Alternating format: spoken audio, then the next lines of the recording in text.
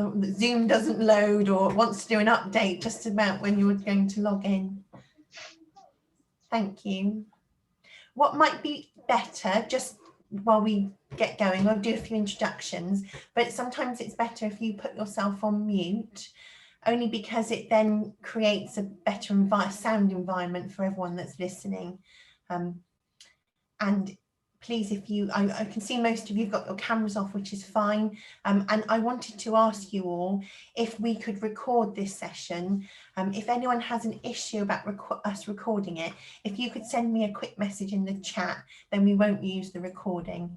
But I'm just conscious that there will be people that will have wanted to do this session, but unable to today. So welcome. My name's Jo Maxwell Heron, as I said, and I work for PACIP. PACIP stands for Parent and Carers in Partnership, and we are the official parent carer forum that runs in Windsor and Maidenhead.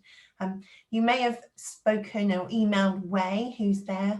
Give us a wave, Way. And Way is the coordinator for PACIP, and hopefully she's the person that you received your code from to join in. With Zoom, we have to keep the codes a secret, which I find really difficult, just because there's things called Zoom bombers, which we've never actually ever had a Zoom bomber. Quite like to know what a Zoom bomber is, but so we do keep the code secret for that very reason. PACIP is a charity that supports parents and carers who have a child with a potential additional need, undiagnosed or diagnosed, and we support families. We also work in co-production with the local authority to make sure that services and provision are always improved, or if there's issues, we raise those, and so we work with the local authority. And if anyone on here after today's session is interested in knowing more about PACIP, then I'd be happy to have a chat with you about it. I'm going to introduce some colleagues that are with us on the call today. There's a lady here called Jean Hobson. Give us a wave, Jean. I can see that you're there. I hope everybody can see these people. You might need to change your view to gallery viewing if you can't see people, and you can just see me. So Jean is part of our SENDIAS service, which stands for Special Education Needs and Disabilities Information, Advice and Support Service. That is such a long title, which is why we call it SENDIAS. And some of you may have spoken to Jean before and her team, and they support families that are wanting additional support in schools, and that might be suggested like an educational health and care plan. So that's us. The session today that you've joined is to talk about children returning back to school and helping support them to do that. Is that yours? I'm just going to put you on mute. Thank you. Wani, would it be all right for you to go on mute? I don't know if you can find the mute button. Sorry. No, nice to have you here. Welcome. So the session today, we're going to be about an hour, and we've got a presentation to show you. And I haven't introduced the two people that are going to be doing that presentation, but they're going to introduce themselves. And we're going to have lots of time for questions and answers. Due to the number of people that are on the call, it's really hard to firstly be able to really drill down to specific needs of your child in that particular school, but we can talk about non-specific issues that you might feel that will happen. And we'd ask you to use the chat function. So if everyone can find that function, if you send a message via the chat function, I will facilitate your question and we'll get the answer for you. And obviously if you don't know the answer straight away, we'll have to come back to you with that. So if everybody's happy, I think we should make a start. I'm going to pass over to my colleagues, which is Kelly and Helen. Hi, Kelly, this is for adults. Do this thing, please. Helen, do you want to go first? Okay, I'll go first.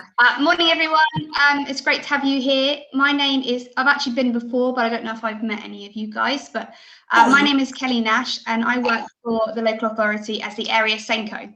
And my role is to support all of the school SENCOs through training, developing, and networking. Helen? Hello, everybody. Good morning. My name is Helen Huntley. I'm an ex-teacher and I taught at Cox Green School and Manor Green School. And since I've retired, I've been working with Kelly, but also Joe and Jean regarding the provision we have within the borough for children with special needs. Thank you. Thank you. I am just about to share my screen with you, but in true virtual glory, it's already having a computer malfunction. So apologies for that. Give me a couple of seconds to get that ready. We promised we did practice before and it all worked fine, but now that you're here, it obviously is not. But on the screen, the first question really is a question for the parents and the families. Please feel free to put it in the chat, but we wanted to hear from you around, at the moment, what are your initial concerns about the children returning on the 8th, very soon now, in a few days really. Feel free to put anything that is either specific to your child or individual child, or maybe thinking about kind of a wider picture. But in the chat right now, can you put some things about what is concerning you about the return to school next week? Just to let you know, the presentation and all the documents that we're going to share today will be uploaded to the PASIC website, which is pasic.org, and I'll make sure you've got that link so that you can view the documents that's being sent out. From what I'm aware, all the SENCOs within the schools will also be receiving this pack as well, and so you can receive the information. If you do want it and you aren't able to access it through our website or through SENCO, please send Way an email and she can send it to you directly as well. How's it going, Kelly? It's not going well, I'll be honest with you. Such a calm face. Have I? Okay, so underneath I'm not very calm, but I think I might have to leave and come back, I'm afraid. It's really annoying, but while Kelly's leaving and coming back, we've had a couple of questions, Helen, in the chat, which everyone can see. So, but is there going to be extra support from my SENCO? And the second question is, my child's just turned 5 and very concerned that they'll have a sensory overload from everyone returning all at once. So that's Thank you. am I back? Sorry, apologies. Yeah, you're back. And Helen's just answering a couple of questions for a moment while you get organised. I think the really important thing for you to do is, if you have any particular concerns, do try and contact your SENCO to find out whether there are additional support being put in place. Schools have learnt from how children and young people behaved, of the challenges that they faced after the last lockdown. So one of the things that Kelly's going to go through is to go through some of the things that they themselves have recognised. And one of them is around the fact that some of your young people have been in a very small group with a particular member of staff and haven't had the run of the classroom in the school, really. And so schools are very aware that there is going to be a challenge about the sensory overload, as one of you have said, when they return to school. So what I'm going to suggest, Joe, is that if Kelly goes through her slides, and these will demonstrate what schools are concerned about, or what they're aware they have to try and reduce the risk of things going wrong by addressing these issues. That might be a helpful start, I think. Brilliant. Sorry about that, everybody. I'm back. Hopefully you can see the slides now. So the context of this is, for the first time, we had a little bit of notice that the children were going back. And we met with the SENCOs. We meet quite regularly in cluster meetings, and we thought we would use that proactively and think about, okay, well, we know this is happening in 2 weeks now, so what can we do to think about some of the issues that we're concerned about and how we're going to address those. And one of the points that was made was it would be really good if we as a local authority, in conjunction with our colleagues, could support the parents for that return to school, because historically it's been a bit of a, oh, we're back almost in the next 24 hours, 48 hours, and we haven't been able to be as proactive as we would have liked. So this is kind of the start of that, really. So when the schools were talking, we saw a difference really between what the secondary schools were concerned and worried about versus what the primaries were. So I'm going to, although there's a lot of overlapping features, I'm going to kind of look at them in two separate bubbles, if you like. When it comes to the secondary schools, there was quite a lot of emotional factors that came out of the conversations with the schools. Sorry. Could you make your sorry to interrupt you in your flow. Could you? No, it's fine. It's just that we can't see the whole screen. Okay, sorry. There we go. Don't worry. Is that working? Yeah, thank you. Brilliant. Thank you. Okay. So this is secondary schools, and they were talking about mainly the young people having sort of anxiety and concerns around work they may have missed. So we know that parents have been doing their utmost best with home learning. But, you know, I'm a parent myself, and full disclosure, if you'd asked me to teach Key Stage 3 curriculum or Key Stage 4, I would feel out of my depth. And I know that there could be concerns around the children feeling like they've missed some work. We know that children, young people might be feeling anxious that they've got lots of catching up to do. So not only have they missed stuff, but they also need to catch up and do more. Particularly for secondary, there's an uncertainty around the future. We know that at the moment there's the cancellation of GCSE and A-level exams, but there's still uncertainty around what that's going to look like at the end of the year for those groups of young people. And as well, the peer interactions have been more limited and actually quite different for young people during lockdown. So although they maybe have still interacted with their peers, it's probably on a virtual platform, probably less in the real life. And we know from talking to our young people that presents its own challenges in terms of how they interact with their peers. And so once we talked about this, the schools were talking about, okay, well, that's maybe how the children would be feeling, or young people, but what is this going to look like potentially when they come back? What are we going to see? So we know behaviour is a form of communication. So what kind of behaviours might we see? And they were talking about things, maybe an increase in behavioural challenges at school, increase in relationship with their peers, you know, more falling out or more difficulties in that area. Schools are concerned that there might be a disengagement from the pupils, knowing that GCSEs and A-levels are cancelled, but also that this year for some young people might feel a bit like a write-off. I mean, I think I feel that way myself sometimes, that it'll be hard to get them re-engaged and get them re-motivated because they've kind of missed so much, and they have that overlying weight of, well, I've already missed loads, I've got to catch up, and that can contribute to disengagement. And another big factor that the schools have talked about is kind of reduced attendance or maybe non-attendance. So pupils who have found it, you know, have enjoyed working from home and having maybe more of an attention from family members to support them with their work rather than being in a class of 30. But we recognise that this anxiety might be a factor in children actually not wanting to come back or finding it much harder to. From the primary school perspective, it was a bit different.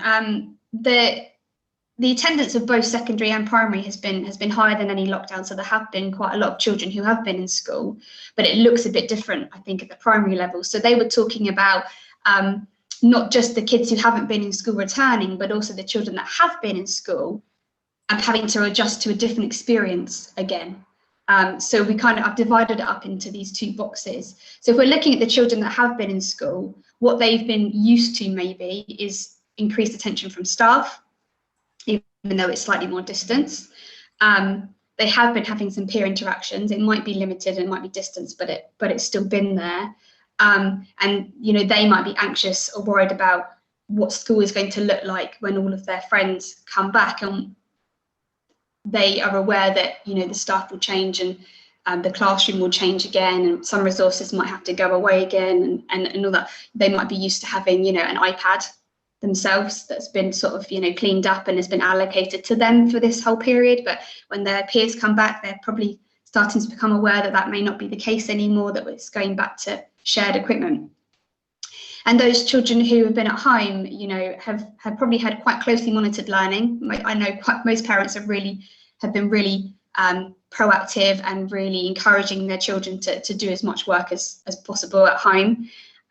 They may have had no interaction with their peers. We know some schools have been doing great, you know, really great work with online assemblies and online catch-ups and you know, online registrations, which has all been great. and facilitating some interaction, but again, it's not been social interaction with their peers.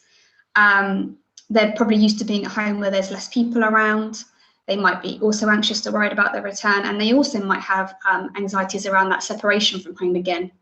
You know, they've been used to being at home all day, every day for quite a while now. They might start having those ideas about, well, if I'm at school, who's going to do this and who's going to look after that person, who's going to check that person's okay. And again, what this could look like in a primary setting is the sharing of equipment, sharing of space and sharing of staff could be a challenge for the children. Again, we could have motivational factors, so they might be less motivated to go. It might be much more difficult to get them up in the morning and sort of, you know, dragging them in, which might result in reduced attendance. Again, children being disengaged with their learning. The school said that in the last lockdown, they had a lot more falling out and a lot more friendship issues than they had expected to have. So they're expecting those again and putting ideas in place as to how they can support those children. But it's worth knowing as parents, I suppose, that might be on the rise, and we might need to work together to help our children and young people to deal with that. There might be less resilience, particularly in unstructured times. I know, you know, my home's teaching timetable was not fitting with the schools at all, and some children might actually be doing their work late in the afternoon because they have the morning off, or vice versa. So coming back into that structured time might be more of a challenge.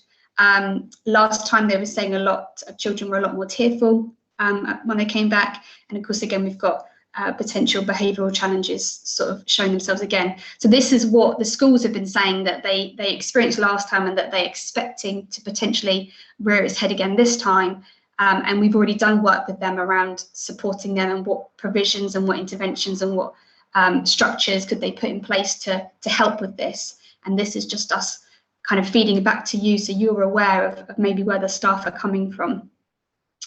And I think I'm now handing over to Helen, unless I can't see the chat, apologies. So unless anyone's got any questions around this or anything they'd like to share, I'm happy to take those now before I hand over. Thanks, Kelly. That's really useful. And we've had a couple of people comment that that's exactly how they're feeling. Someone said that Hayley said that their son's a year older and they've got a meeting with school tomorrow about discussing transition. But the school seem quite resistant, even though the belief is that the child has SEN, Hayley's son has SEN, and he's under assessment with the Ed Psych. But there is quite some concerns about separation anxiety. So I think just what advice would you give Hayley about that meeting tomorrow? Yeah, absolutely. I think it's probably worth me saying at this point that what we're talking about now is not necessarily just for the SEN children. Schools are being very open and recognising the fact that this can be any child. It might not be a child currently or historically on the SEN register. It might be a child that has been. It might be a child that's kind of flagging new. And schools are looking at this from a whole school perspective, not necessarily just focusing on supporting one group. It's going to be the children going to return, and I think my advice would be, is to have a little bit of patience, at least initially, because once the children are in, the schools will start their work around screening the children, seeing how the children behave, seeing how the children are getting on in their lessons, and all of that information will start to form a picture. And once that picture has started to come together, I'm confident the schools will be talking to you around, well, here's what we've noticed, here's what we think may be happening, and here's what we think we should be doing together. But for that meeting tomorrow, I think just be really open and honest with the school around your concerns. The whole point of this venture was to kind of start us all off on the same footing, because the schools, as somebody said, the schools and you have the same concerns, and it's around how we can work together to best support all of the young people for this transition back, which we know might be a challenge for a number of them.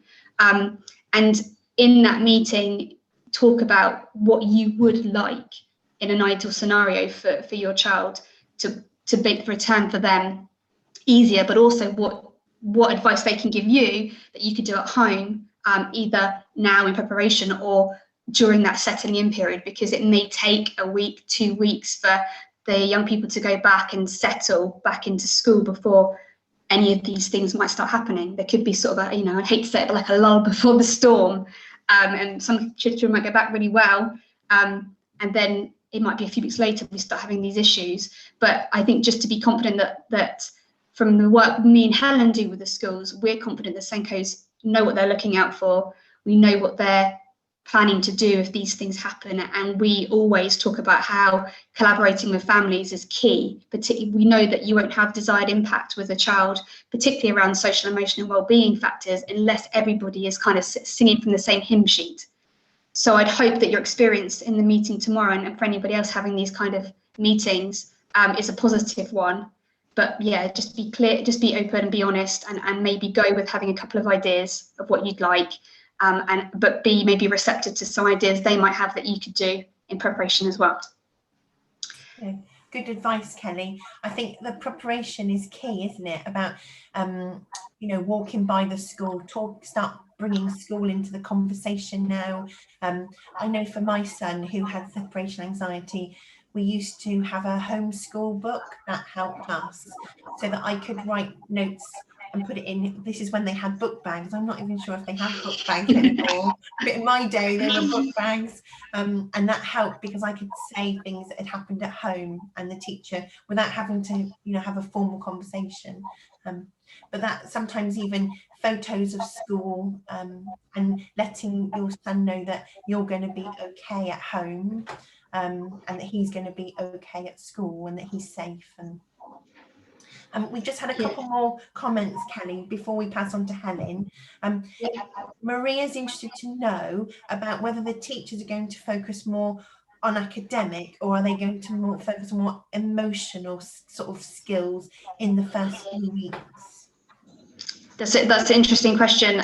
From talking to the schools, there was a little bit of a kind of a split down the middle, I suppose, where some schools felt like maybe we would go back and just get straight back into normal, and that the normality and the regularity of school will be the thing that ultimately creates that safe space to support the children going forward.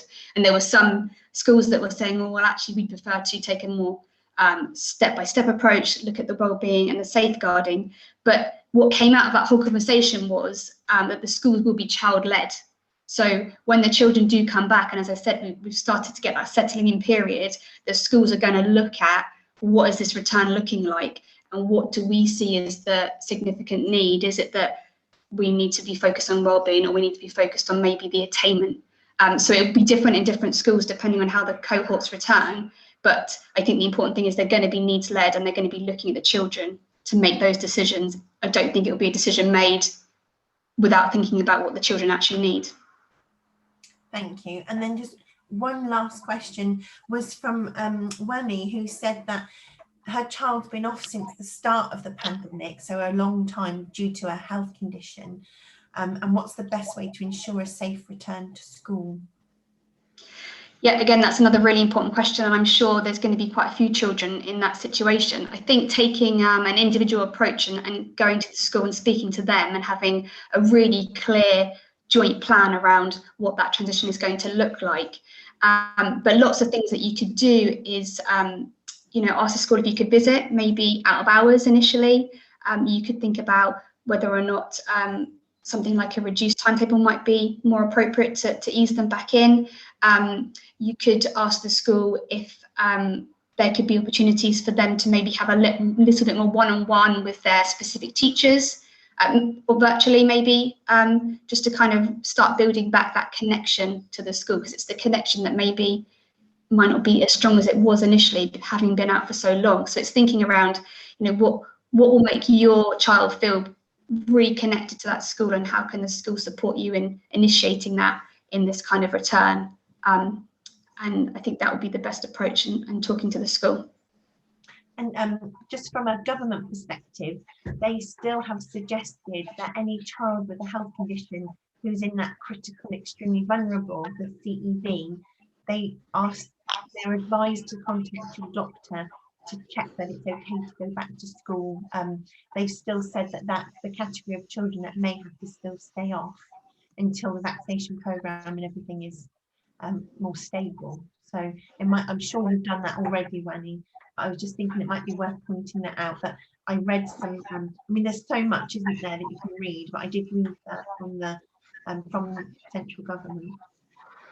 So thanks, Kelly. That's some really good tips, and I really like your idea around working with the school, like an individualised approach in terms of perhaps reducing, for a child that's particularly anxious, about reducing, if they're young as well, about reducing the time they're at school.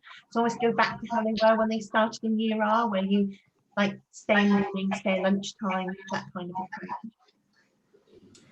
Thanks, Kelly. I'm going to pass on to Helen now, who's going to present to us about some other good suggestions. Thank you, Jo. Kelly, could we have the next slide? Oh, I don't know who's going to present the next slide. Sorry. It's me. It is me. Oh, right. Okay. While Kelly's doing that, I hope that you feel reassured as families that schools are very, very aware of the concerns that you have as families. But as Kelly says, if you don't feel they have, do phone up and have that conversation with your SENCO. I think what the schools are hoping to do, and it's certainly something that Kelly and I have encouraged them to do, is to get that balance between going back, giving the children a sense of consistency and as normal as possible, going back to school. They want to go back to where they were a year ago. But a very important part is, as Kelly was suggesting, that individual support that some children will quite rightfully require. So I just wanted to follow that up really with this. Now, this has gone out to all schools. This is a slide that's been produced by educational psychologists. Now, that sounds all very technical, but actually Kelly and I are very practical people, and this to us is some very practical advice from a psychological point of view. But this is what educational psychologists are saying is really, really important to help any transition, but particularly our transition as our children are transitioning back into school. And I think it really answers the last question, which was the question about what can we do as parents or grandparents to support our children. And these are the things that they are saying are really important. That children continue and young people continue to have that sense of belonging to their school, that their school is theirs. That there is a sense of calmness around it all, that they feel safe, and you as families, of course, that they feel that they have a certain element of control over what's going on, and that there are hopes and plans for the future. So there is something good that's going to happen that we're all working towards. So what I'm going to suggest is quite quickly, we just go through a slide on each of those. And perhaps as I'm talking, if there's anything you want to put in the chat, do let us know. But this is something that if we as parents and grandparents are working along with our schools about creating these 5 areas of principles, it's going to be really powerful, I think, in supporting our children. So the first one was about how are we going to ensure, how are schools going to ensure, how is we as families are going to ensure that our children have a sense of belongingness and connectedness with their school.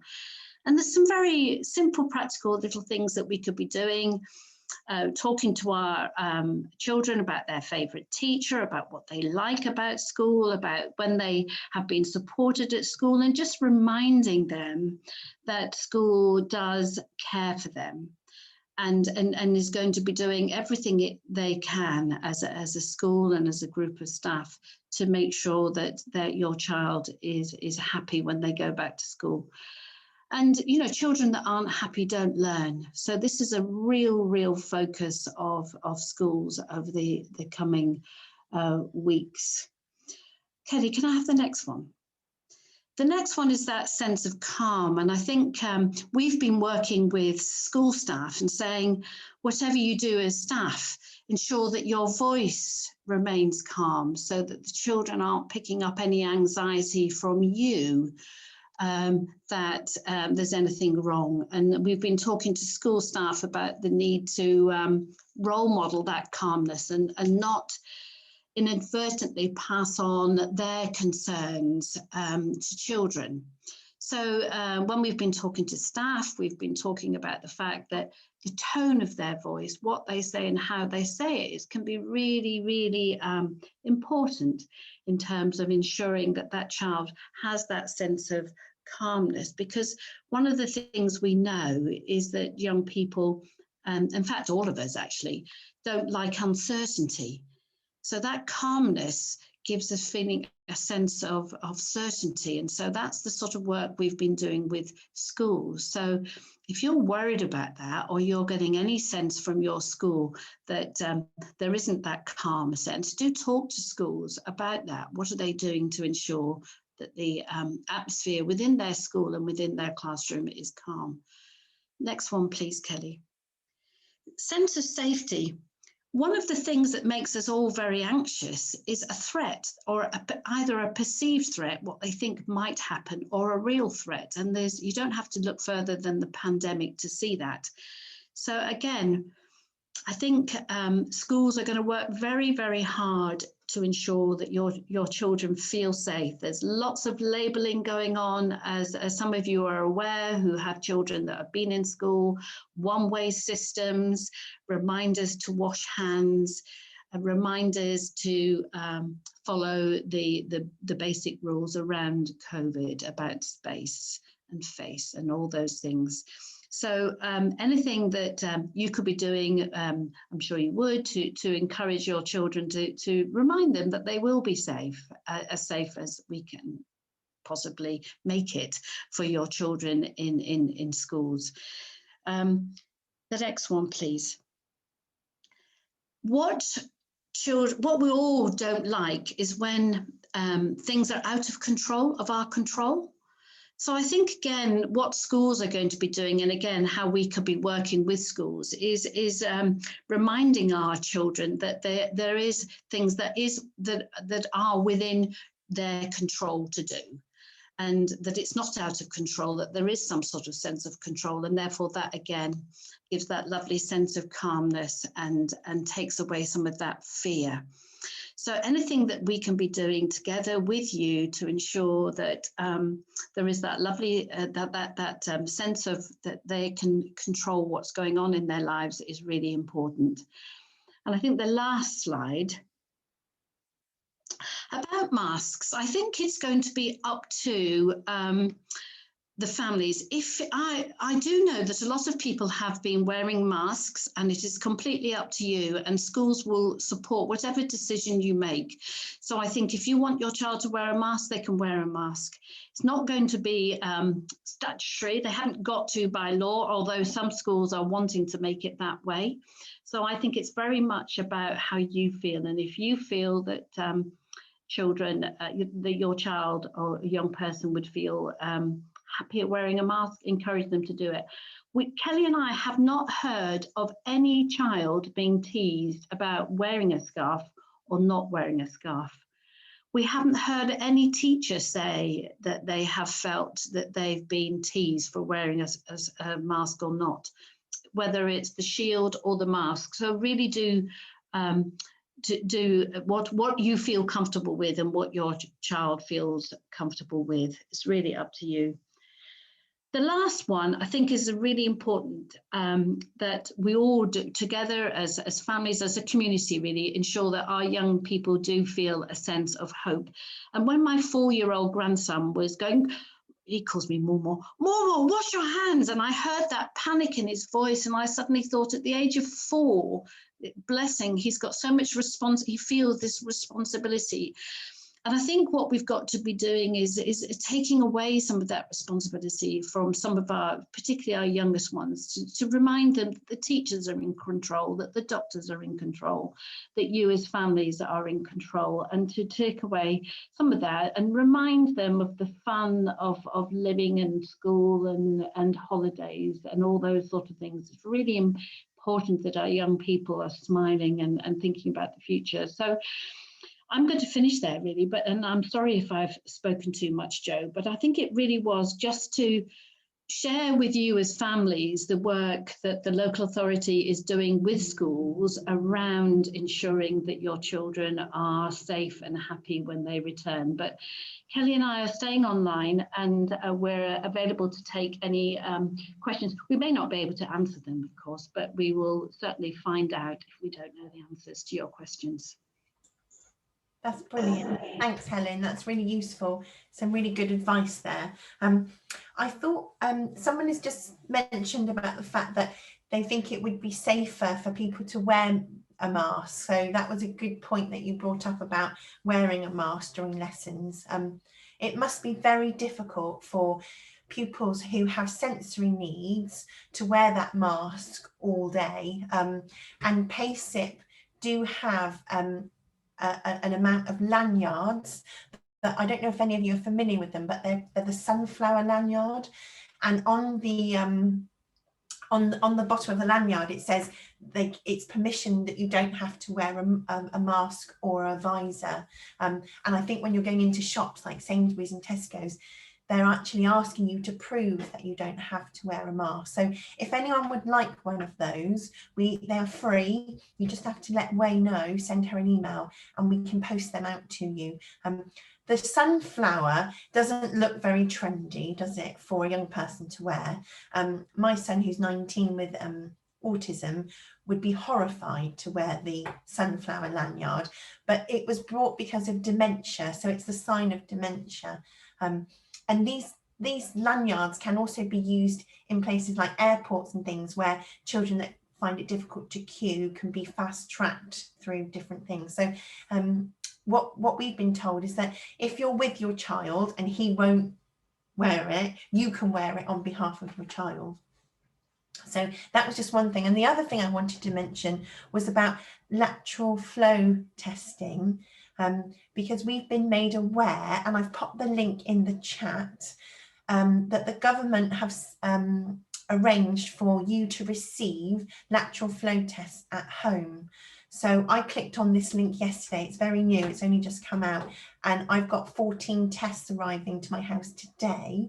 I've got 2 children that are at school and at college. So this can be used, because I think the government advice is that you test twice a week. And so this can be used. So if you can either pick up them from a designated spot in your area, and then you get 28 tests apparently, or you can just click on them and have them to arrive at home and you get, I think, 7 or 14 tests. So that's just a tip that I picked up yesterday. So is there anyone that would like to ask a question? If you would like to unmute and speak your question, please do feel free. There's either come off mute or use there's a little reaction symbol which looks like a hand, which I just put up mine now, and I always forget to turn it down. So everyone goes, is your hand up, Joe? So if anyone has got a question, please do feel free to ask.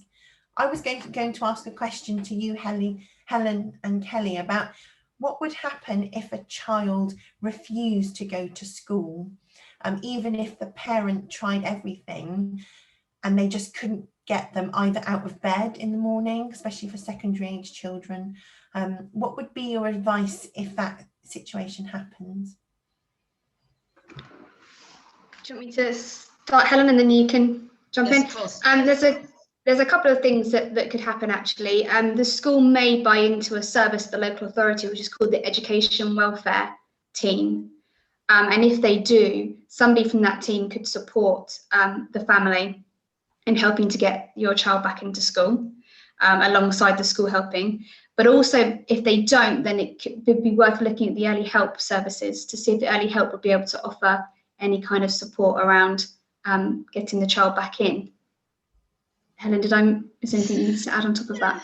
I think even before that, I think sometimes parents offering advice, they get to an age where they don't want to hear advice from a parent. So I think you could ring up a school and you could arrange the opportunity for a teacher to talk to that child, not in a telling off tone, but just reminding them how much they've been missed. So that's possibly an opportunity.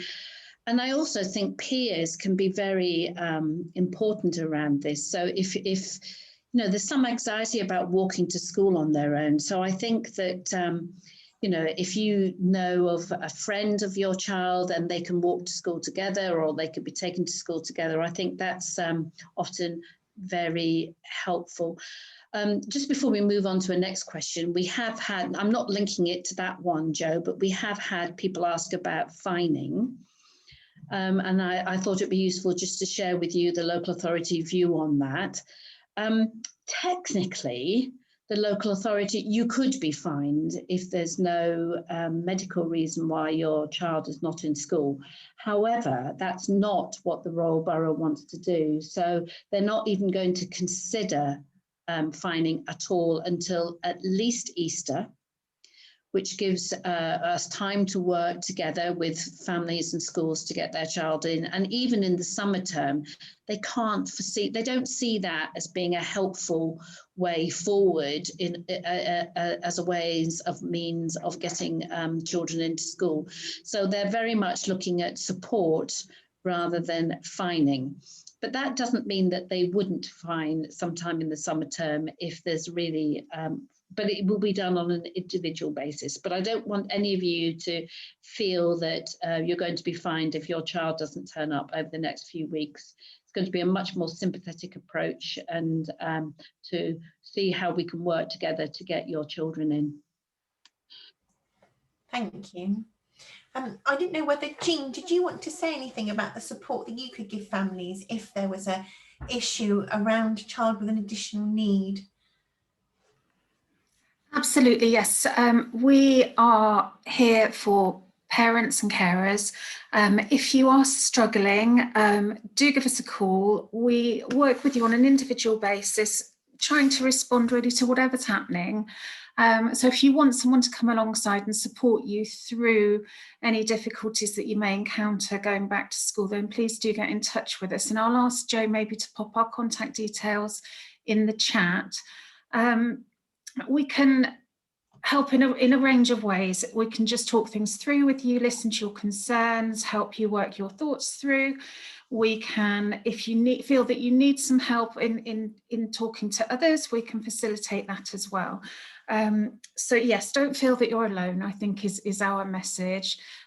We know that for some children and young people, this is going to be quite difficult. For others, that they may well surprise us. We just don't know, do we, at this point? And that uncertainty is perhaps one of the most difficult things. But I think our main message, as Helen and Kelly have said, is starting that communication early, where you are concerned, have those conversations as early as possible and before you're expected back at Hopper Station in the morning. But do get in touch if there's anything we can do to support you through this as well. Thank you. That's really kind, Jean. I know that when I was struggling, the send I asked, it was called Parent Partnership in those days. And it wasn't EHCPs, it was statements. So we've moved on a lot since then, but I found the service invaluable to help with my situation. And I think that, you know, the other thing to just reinforce from our point of view, as already has been said, is this really is about partnership and getting the best for your children.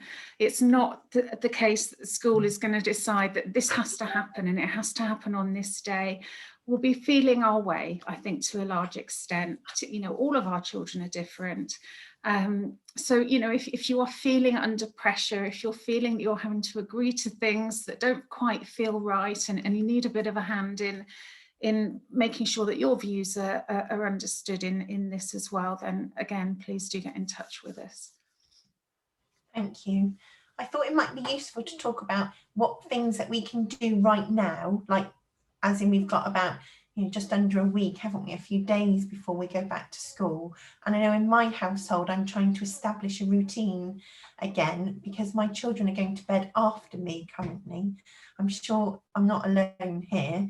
And so I'm trying to like reinforce that routine because I think getting up at 6:30 in the morning is going to come quite hard to my daughter who's 16 and has to log on to a Teams call at 8:45, which she does from her bed currently. And I'm sure I'm not alone with this. So I know sleep is going to be an issue for some of our young people to get them back into a routine of sleep. So I don't know whether anyone's got any advice they'd like to share. I have done quite a lot of research in the past about sleep and about support. So if you'd like any fact sheets around that, I can send you some over because I think getting them back into routine is harder than we all think. And actually the advice I was given when I had to do this for my child was that instead of putting them to bed like at 10, if they're used to going to bed at 2, you have to do it very, very gradually. So almost start like going to bed at 1 rather than at, you know, because if you immediately say you've got to be asleep by 10, it won't work. So I'm glad I'm not the only one. Julie and Anna have also said that sleep has been difficult for them as well. I can recommend, if you I can send this to you as well, but there's a really good sleep guide, and it's by a charity called Cerebra, which is Cerebra, but I can pop it in the link. And they've got a brilliant sleep fact sheet, but they also have a sleep service, which is free, and you get to speak to a sleep practitioner who will work with you for 6 weeks. So if it becomes a real issue, it's really worth going down that route. And I thought I'd show you what a sunflower lanyard is, just in case you hadn't seen one before. See that you can tell by the dementia, that I think the sunflower is a dementia thing, but if you wear one of these, I can highly recommend it for when you go traveling again, because it does bring a lot of, you don't have to wait in an EasyJet queue ever. So it's definitely worth your while. Jo, there was a question there from Rachel about what the SEN provision is going to look like. So is it okay if we answer that one? Please do, yeah. I think the SENCOs are trying to put in place things that were happening before, and certainly Kelly will be able to talk about her service and the EPs and the therapists. But the expectation is that everybody is back to as it was before from Monday. The only thing that might stop that being the case is, one, that there is still concerns about a practitioner going into more than 1 or possibly 2 schools a day. So let's say it was somebody that was visiting 3 or 4 schools in a day, or maybe not that many, but maybe 3 schools a day. That may not happen because that is against advice. So that may not happen. But by and large, therapists will be back in school from Monday. The other thing that might happen is that people are still getting COVID, they're still isolating. And of course, as soon as schools start testing again, it may be that bubbles collapse because people who haven't shown any symptoms are now actually having a positive test. So we can't reassure you in saying it's going to be back to where it was pre-pandemic, but it's going to be better, much, much better. Kelly, I don't know if you want to add anything about your team. Well, before I talk about my team, I think it's just important to say that I don't think there'll be any difference in how schools want to approach SEND and their passion for making sure that children who need SEND provision get it. There just might be a little bit, as Helen said, of time where it will have to look different because of the restrictions schools are under in terms of staffing capacity. But I think it's important to remember that they will be wanting to do the best that they can, and that's the conversation we've already had with them. In terms of my team, yeah, you're right. So my team are specialist teachers, and they are absolutely buzzing to get back into school. They've really missed it. They've been doing work virtually for quite a while, but they'll be back. And yeah, I think there is still a question around, multiple site visits, and we're being very much led by the school and what the school feel fits in with their risk assessment, and also what the parents of the children they work with on site are feeling and thinking around the provision that we're offering. So I think it's going to be really flexible over the next at least few weeks until everyone's feeling more settled and more safe again back in the school environment. Thank you for answering that question. Is there anyone else that has any other questions that they'd like to answer? We've still got 10 minutes to go, so just keen to know if there's anything else that we haven't covered that would be interesting for you to know about. I've got a few email addresses that are popping up about the sleep fact sheet, so I'll send that over. And Kelly, would it be a good time to just share the top tips sheet that you made yesterday that we can send out as well? Yep, fingers crossed it works. Yeah.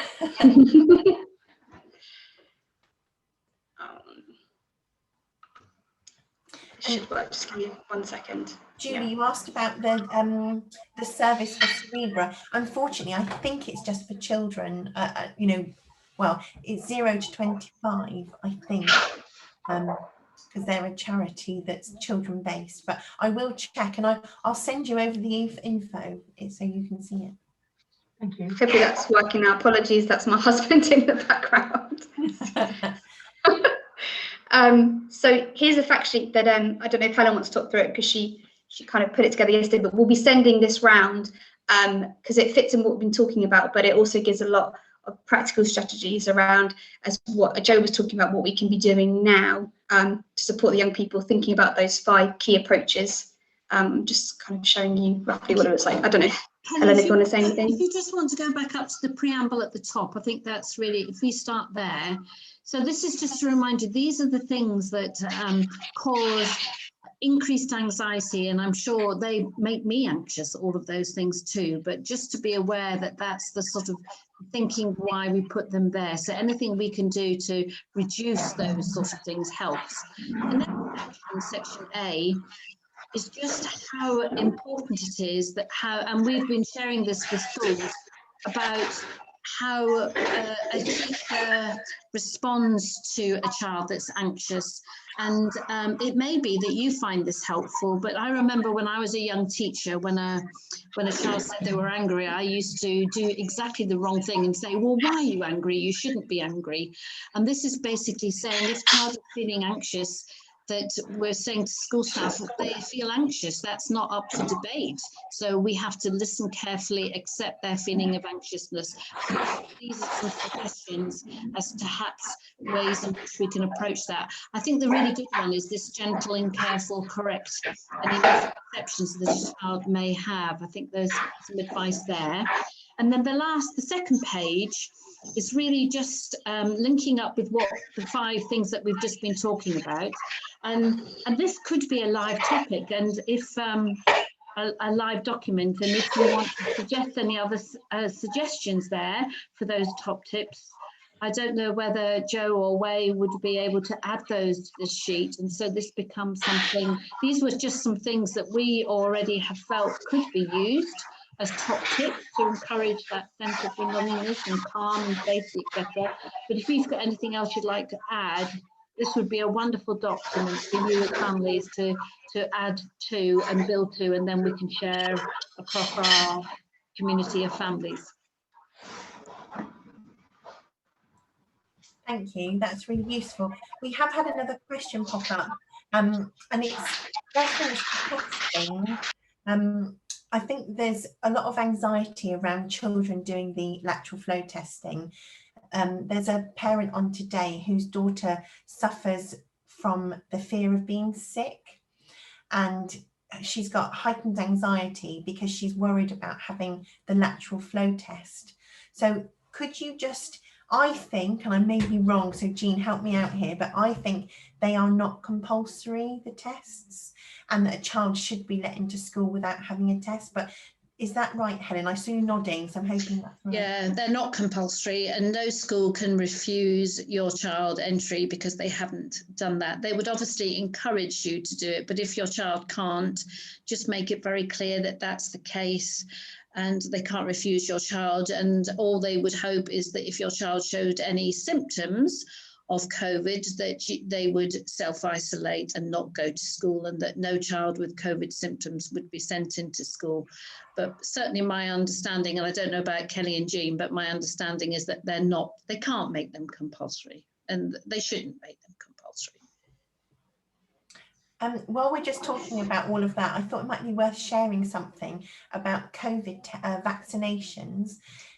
If you are a parent carer and you've joined our call, and you are in receipt of either carer's allowance and your child gets disability living allowance or PIP, personal independence payment, then you are in what they call category 6, and therefore you are eligible to receive a vaccine now. So what you need to do is you need to contact your GP surgery and make sure you're down as a carer. Because a lot of people aren't, and therefore they're not being called up in this cohort.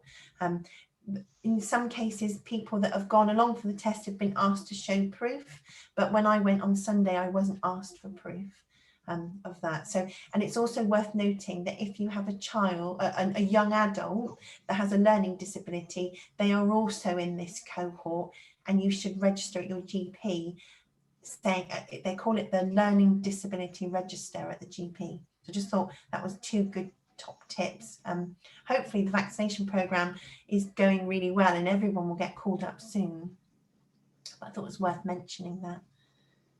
So we're almost out of time. I hope everyone has felt that they've had their question answered. But as Helen has said, this isn't the end. We want this to be an ongoing process, and we would be more than happy to perhaps look at running this again in the future. Because I think if it helps people, then that's why we're here. But thank you very much for joining. Really appreciate it. We'll make sure that all the information that we've shared, you'll receive a copy of, or your SENCO will receive a copy of. And please do follow our page on PASIP. We would be really grateful for you to join other sessions we run. Last week we did a session on sensory processing disorder. Next week we're doing a session on preparation for adulthood. So we're trying to help parents with giving them the right information and advice that they need when they need it. So thank you so much for joining. I'll let you all go now.